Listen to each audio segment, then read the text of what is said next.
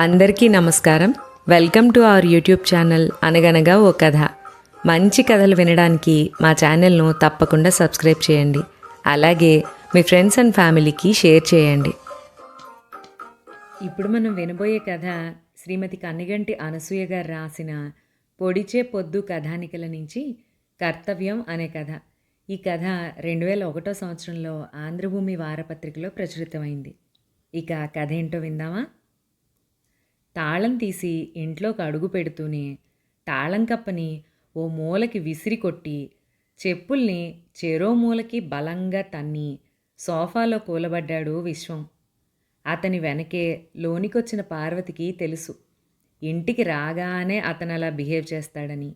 అందుకే ఏం మాట్లాడకుండా తిన్నగా బెడ్రూమ్లోకి వెళ్ళి తలుపు దగ్గరకేసింది బట్టలు మార్చుకుందామని. తనని కానీ తన కోపాన్ని కానీ ఏమాత్రం ఖాతరు చేయని పార్వతిని చూస్తే విశ్వానికి ఒళ్ళు మండిపోయింది. విసురుగా లేచెళ్ళి ఒక్క తన్ను తన్నాడు తలుపుని. కాస్త దూరంగా ఉండబట్టి సరిపోయింది, కానీ లేదంటే ఆ విసురుకి ఆమె తల పగిలిపోయేదే. ఏంటి, చెయ్యాల్సిందంతా చేసేసి నీ మానాన్ని నువ్వుంటే అరిచర్చి నోరు నెప్పెట్టి వాడే ఊరుకుంటాడులే అనుకుంటున్నావా?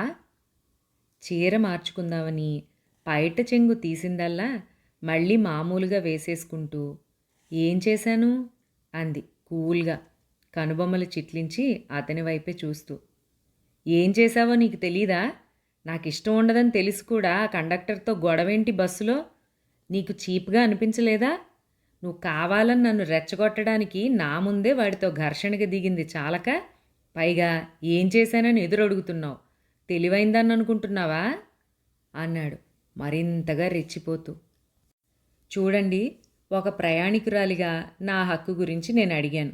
అందులో మీ పరువేం పోయిందో నాకు అర్థం కావడం లేదు. అయినా బయటికెళ్ళొచ్చిన ప్రతిసారి మీకు ఇలా అరవడం అలవాటేగా. ఏంటే తెగరెచ్చిపోతున్నావు? ఏమిటి నీ హక్కు? చిల్లరాళ్లలాగా బస్సుల్లో పడి వీధి పోట్లాటలకి దిగడమా? ఏది నీ హక్కు? గొంతు చించుకుని మరీ అరుస్తోన్న విశ్వం కోపాన్ని రోజూ ఉండే చావుకి ఏడుపెందుకన్నట్లు కేర్ చెయ్యలేదు పార్వతి. సరిపడా డబ్బులు తీసుకుని టిక్కెట్ ఇవ్వకపోతే అడగద్దా? పైగా అడిగితే టిక్కెట్ బంచ్ నుంచి చింపి పంచ్ చేసి ఇవ్వకుండా నలిగిన టిక్కెట్ని జేబులోంచి తీసిస్తున్నాడు. బహుశా అది ఎవరో దిగిపోయేటప్పుడు వాళ్ళని అడిగి తీసుకున్నదై ఉంటుంది. అది నేనెందుకు తీసుకోవాలి? అదేదైతే నీకేంటంట? కామ్గా టిక్కెట్ తీసుకుని పర్సులో పెట్టుకోవడానికి అంత గొడవ పడాలా? ఏదోటి ఇచ్చాడు చాలదా? మీరైతే అలాగే చేస్తారు. నేను ఆ టిక్కెట్ తీసుకుని ఉంటే ఆ డబ్బులు వాడి జేబుల్లోకి పోయుండేవి. అది సంస్థకి నష్టం కాదా? ఒకవేళ మీరన్నట్టు తీసుకున్నానే అనుకోండి, బస్సు దిగేటప్పుడు ఏ స్క్వాడ్ అయినా వచ్చి నన్ను పట్టుకుని ఇది ఆ సీరియల్ నెంబర్లోది కాదని నా మీద కేసు బుక్ చేస్తే అది అవమానం కాదా?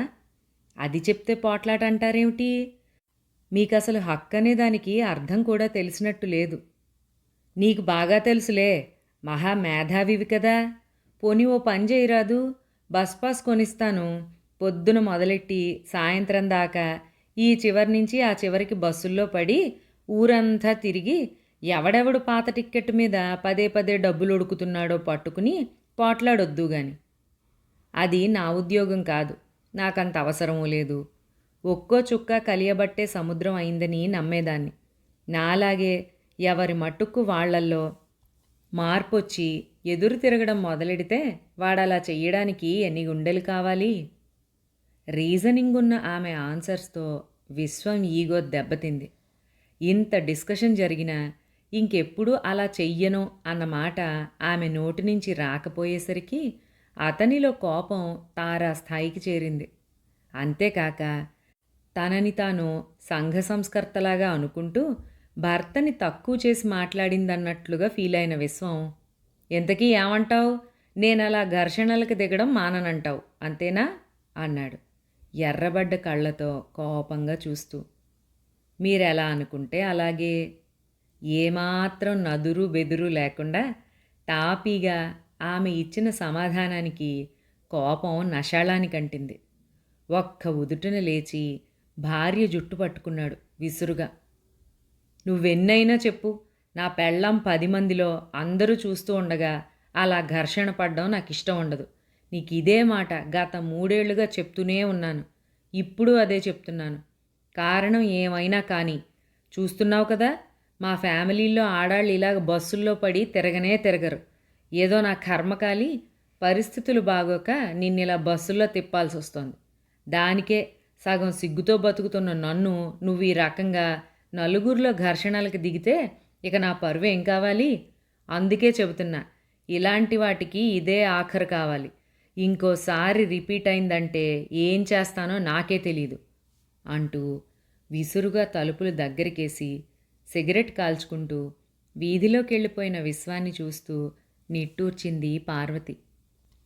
ప్రతిసారి జరిగేదే అయినా ఈసారి ఎందుకో ఈజీగా తీసుకోలేకపోయింది పార్వతి. ఏం చెయ్యాలి? తన కళ్ళెదురుగా ఏదైనా జరిగితే చూస్తూ ఊరుకునే తత్వం కాదు పార్వతిది. విశ్వం అందుకు పూర్తిగా విరుద్ధం. అతని దృష్టిలో ఆడదంటే అణిగిమణిగి ఉండాలి.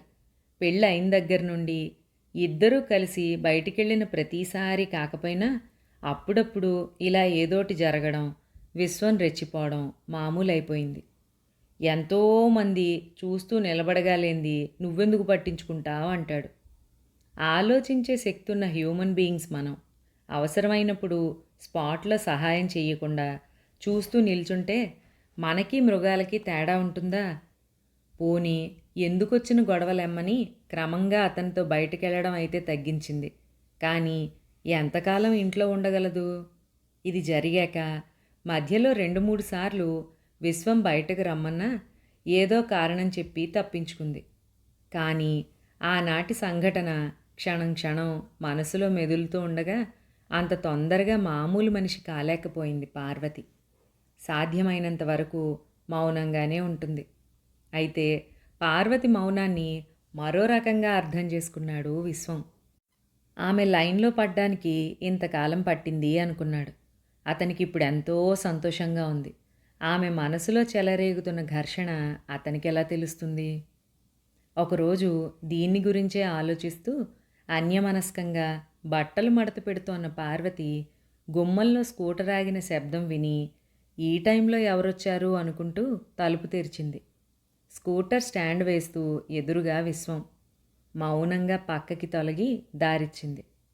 పార్వతి, హోటల్ వుడ్ బ్రిడ్జ్లో మా కొలీగ్ పార్టీ ఇస్తున్నాడు పెళ్లి రోజుని, నువ్వు తొందరగా తయారైతే అంటూ ప్యాంటు విప్పి వంకీకి తగిలించి టవల్ చుట్టుకుని స్నానానికెళ్ళిన విశ్వాన్ని చూస్తూ ఆలోచనల్లో పడింది.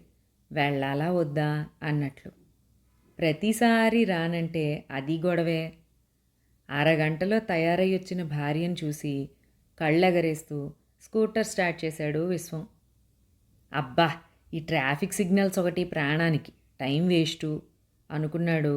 ఎస్ఆర్ నగర్ చౌరస్తా దగ్గర రెడ్ లైట్ వేసున్న సిగ్నల్స్ని చూసి స్కూటర్ ఆపుతూ. వెనకే కూర్చున్న పార్వతి వాహనాల నుంచి వస్తున్న పొగకి కర్చీఫ్తో ముక్కు మూసుకుంది. అబ్బబ్బా, ఎంత పొల్యూషన్ అనుకుంటూ. అంతలో టప్పుమన్న శబ్దానికి ముందుకు చూసింది. ఏదో వాహనం ఎవరినో ఢీకొట్టిన శబ్దం. వెంటనే అమ్మా అంటూ అరుపు. చుట్టూ చూసింది. అంతలోనే కలకలం, పరుగులు. ఎవరో స్కూల్ పిల్లలు వీపు మీద పుస్తకాల బ్యాగు, చేతిలో బాస్కెట్తో రోడ్డు దాటుతున్నంతలో అందులో ఓ కుర్రాన్ని స్కూటర్ డాష్ ఇచ్చింది. ఆ విసురుకి రోడ్డుకు అడ్డంగా పడిపోయున్నాడు ఆ కుర్రాడు. కళ్ళెదురుగా జరిగిన ఆ సంఘటనకి బెదిరిపోయిన మిగతా 3 పిల్లలు రోడ్డుకి అడ్డదిడ్డంగా పరుగులు తీస్తోంటే ఒక్క క్షణం అక్కడ ఏం జరిగిందో ఎవ్వరికీ అర్థం కాలేదు. లైట్లు వాటి మానానవి వెలుగుతూ ఆరుతూ ఉన్నా పట్టించుకోనట్లే రక్తంలో పడి కొట్టుకుంటున్న ఆ కుర్రాన్ని కూడా పట్టించుకోవట్లేదు. ఎవరి హడావిడి వారిది. వాళ్ళకి పిల్లలున్నా ప్రాణాపాయంతో కొట్టుమిట్టాడుతున్న పక్కాళ్ల కుర్రాన్ని పట్టించుకునేంత తీరిక వాళ్ళకెక్కడిది? జరిగిన ఈ సంఘటనలో ట్రాఫిక్ అంతా అస్తవ్యస్తం అయిపోగా ఎవరికి వాళ్లే ముందు వెళ్ళిపోవాలన్న కంగారులో బొయ్యి బొయ్యమంటూ హారన్లు కొడుతూ ఉంటే ఒకటే శబ్ద కాలుష్యం. ప్రాణాపాయ స్థితిలో కొట్టుమిట్టాడుతూ నీళ్లు కావాలన్నట్లుగా నోరు తెరిచి గిలగిల్లాడుతోన్న పిల్లాడిని చూస్తూ ఊరికే ఉండలేకపోయింది పార్వతి. భర్త ఏమనుకుంటాడోనన్న ఊహే రాలేదామెకి. గబుక్కున స్కూటర్ మీంచి దూకి ఒక్క అంగలో బాబుని చేరి రక్తం కారుతూ కొన ఊపిరితో ఉన్న ఆ కుర్రాణ్ణి ఒళ్ళోకి తీసుకుంది. కంగారుగా చుట్టూ చూసి అప్పటికే దూరంగా పోయి బెదురుతూ చూస్తోన్న స్కూలు కుర్రాణ్ణి దగ్గరికి పిలిచి వాడి చేతిలో ఉన్న బాస్కెట్లోంచి వాటర్ బాటిల్ లాక్కుని కాసిన్ని నీళ్లు గబగబా వాడి ముఖంపై చల్లింది. ఒక పక్క వాడి ముఖంపై నీళ్లు చిమ్ముతూనే ఖాళీ ఆటో పిలిచి ఆ కుర్రాన్ని ఎక్కించి, బాబూ, వీళ్ళిల్లు తెలుసా నీకు అంది అక్కడికి చేరుకున్న కుర్రాన్ని చూస్తూ. ఆ తెలుసాంటీ, మా పక్కిల్లే అన్నాడు వాడు. అయితే నువ్వు వెళ్ళి వీళ్ళ మమ్మీతో చెప్పు అర్జెంటుగా నిమ్స్కి రమ్మని అంటూ వెనక్కి చూసింది, విశ్వం కనిపిస్తాడేమోనని. పళ్ళు కొరుకుతూ ఇదంతా గమనిస్తున్న విశ్వానికి కోపం ఆగడం లేదు. ఆ యాక్సిడెంట్ కానీ, ఆ కుర్రాడు గిలగిలా కొట్టుకోవడం కానీ ఇదేం కనిపించడం లేదు అతనికి. 4 రోడ్ల కూడలిలో నలుగురి ముందు రోడ్డు మీద తాను అలా కూర్చుని ఉండటమే అతనికి కనిపిస్తూ ఉంటే, ఛీ, అలగా మనుషులు, అలగా జాతి. కసిగా పళ్ళు నూరుతూ ఒక్క కిక్కుతో స్కూటర్ స్టార్ట్ చేసి ముందు కురికాడు. ఛ, మానవత్వం లేని మనిషి. అదే తన బిడ్డైతే ఇలా వదిలేసి వెళ్ళిపోయేవాడా? విశ్వం కోపంగా వెళ్ళిపోవడం చూసి మనస్సులోనే ఒక నిర్ణయానికి వచ్చి ఆటోని పోనివ్వమంది.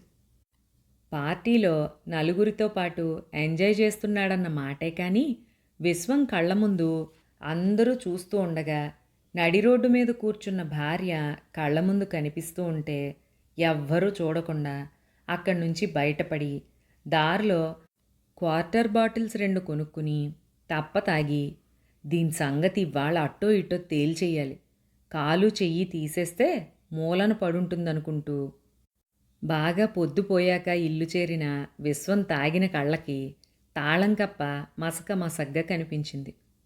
దీని తిరుగుళ్ళు ఇంకా అవలేదన్నమాట అనుకుంటూ పక్కింట్లో తాళం తీసుకుని లోనికొచ్చిన విశ్వానికి డైనింగ్ టేబుల్ మీద గ్లాస్ కిందున్న ఉత్తరం కనిపించేసరికి మొదటిసారిగా చేతులు వణికాయి. ఎటువంటి సంబోధన లేని ఉత్తరం తనకేనా కాదా అని డౌట్ వచ్చి తిరగేసి చూశాడు ఒక్క క్షణం. మీ దృష్టితో చూస్తే మీ అభిప్రాయం తప్పు కాకపోవచ్చు. ఎందుకంటే రాక్షసుడికి కూడా వాడి దృష్టిలో వాడిదే రైట్. కానీ ఎదుటివాడి దృష్టితో చూసేవాళ్ళు ఎంతమంది?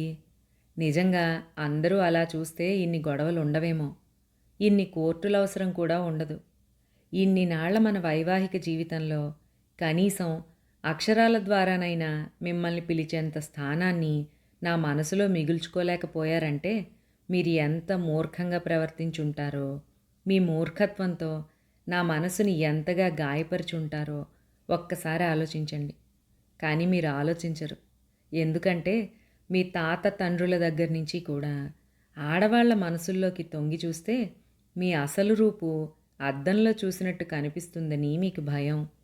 అంతేకాదు, అలా చూడడం అంటే మీకున్నదని మీరంతా భావిస్తోన్న మీ పౌరుషాన్ని, ఆత్మాభిమానమని మీరు పిలుచుకునే మీలోని అహంకారాన్ని చిన్నబొచ్చడమేనని మీరు భావిస్తారు. కాబట్టి ఆలోచించే శక్తున్న మనసుని పరదాల వెనక పాషాణం చేసి దాన్నే మీ కుటుంబ గౌరవ మర్యాదలని నాకు ఆదర్శం చేయబోయారు. కానీ మీరెన్ని ఆదర్శాలు చూపించినా నా కళ్ళెదురుగా జరిగే అన్యాయం కానీ మరేదైనా కానియండి, అక్కడ నా అవసరం ఉంది అనిపిస్తే మీలాగా చూస్తూ ఉండలేను. అలాంటి పనిలోనే జీవితానికో అర్థాన్ని, పరమార్థాన్ని వెతుక్కునే నాకు, దానవత్వాన్ని ప్రదర్శించే మీకు ఇక పొసగదని నేను వెళ్ళిపోతున్నాను. సగటు భారతీయ స్త్రీని కనుక ఇంతకాలం మిమ్మల్నే నమ్ముకుని వచ్చిన నా గురించి నా దృష్టితో ఆలోచించి మీరేమైనా మారతారేమోనని అనుకున్నాను. నా ఆశ అడియాస కాగా కాపరాన్ని నిలువునా కూల్చుకోవడం ఎందుకులే అని మీ దృష్టితో చూద్దామని ప్రయత్నించాను. కానీ పరదాల వెనక పాషాణం కావడం నా వల్ల కాలేదు. మానవతా దృష్టితో ఆలోచించగల శక్తి నాకు దేవుడిచ్చిన వరం. అలాంటి అరుదైన వరాన్ని మీకోసం వదులుకుని నా జీవిత పరిధిని, పరమావధిని కుదించుకునే కంటే సమాజం కోసం మిమ్మల్ని త్యజించడమే మేలనిపించింది. అందుకే సెలవు. తాడో పేడో తేల్చేయాలి ఇవాళ అనుకుని తప్పతాగొచ్చిన విశ్వానికి పార్వతి ఉత్తరం కొరడా దెబ్బలా తాకగానే నిస్సత్తువుగా కూలబడ్డాడు నించున్న చోటే. ఇక్కడితో ఈ చక్కటి కథ సమాప్తం. మరొక మంచి కథలో మళ్ళీ కలుసుకుందాం. అంతవరకు సెలవు.